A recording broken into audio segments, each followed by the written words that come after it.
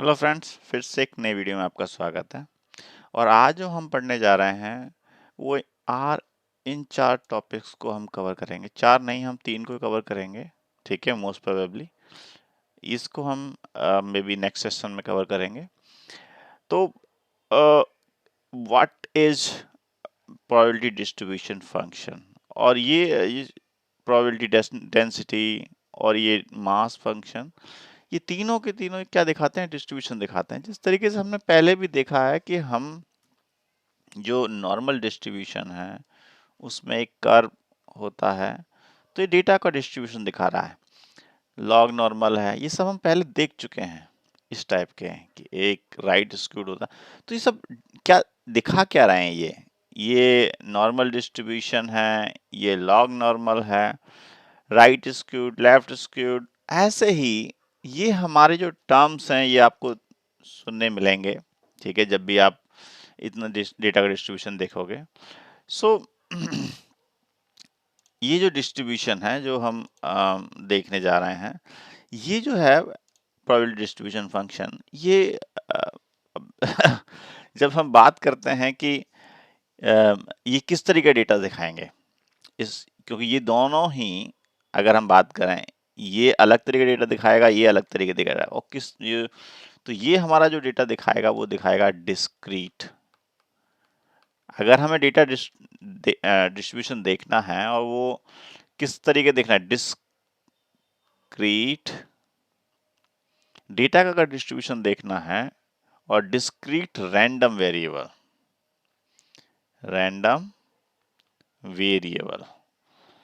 इसका अगर हमें डेटा देखना है, इस वेरिएबल का डेटा देखना है, तो आपको यूज करना पड़ेगा प्रोबेबिलिटी मास फंक्शन।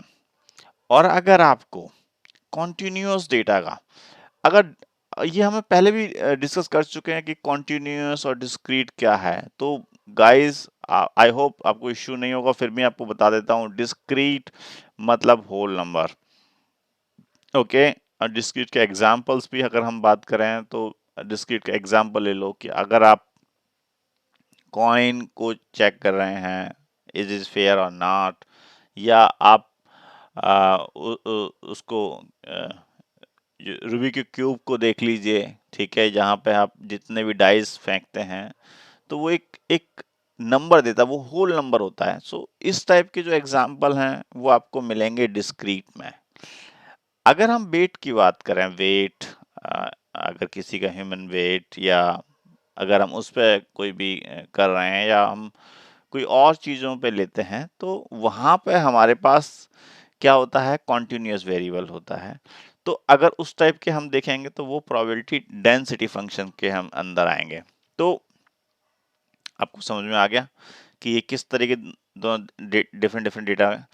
अगर हम बात करते हैं रैंडम वेरिएबल, तो ये रैंडम वेरिएबल अगर आपको पता हो कि हमने जब हम स्कूल में छोटे थे तो तब हमने एल्जेब्रिक एक्सप्रेशन पढ़े थे, जहाँ पर हम इक्वेशंस थी, लीनियर इक्वेशंस। ठीक है, तो अगर आप देखेंगे कि x plus 5 equals to 7।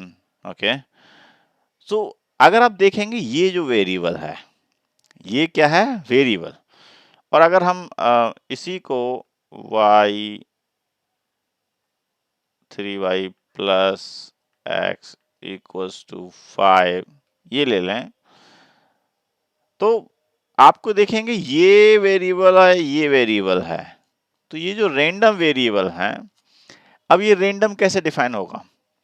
Random define होगा कि जब वो वेरिएबल हम ले रहे हैं तो वो रैंडम, कोई भी एग्जाम्पल, क्योंकि इसमें कोई भी वैल्यू आ सकती है, ऐसा नहीं है कि एक फिक्स वैल्यू रहेगी, कुछ भी वैल्यू आ सकती है, रैंडम। सो अब बात करते हैं डिस्क्रीट और लाइक कंटिन्यूअस की। तो आप समझ आ गया होगा कि ये किस टाइप की हम वैल्यूज की बात कर रहे हैं। तो ये हमारा जो डिस्ट्रीब्यूशन दिखा रहा है वो दिखा रहा है कि किस तरीके से हमने जो किस तरीके डेटा को हमें डिस्ट्रीब्यूशन दिखा रहा है, ये प्रोबेबिलिटी मास फंक्शन और डेंसिटी फंक्शन। सो गाइस, आज के लिए इतना काफ़ी है। मिलते हैं फिर एक नई वीडियो में जिसमें हम डिस्कस करेंगे cumulative distribution function in detail. Okay, so धन्यवाद.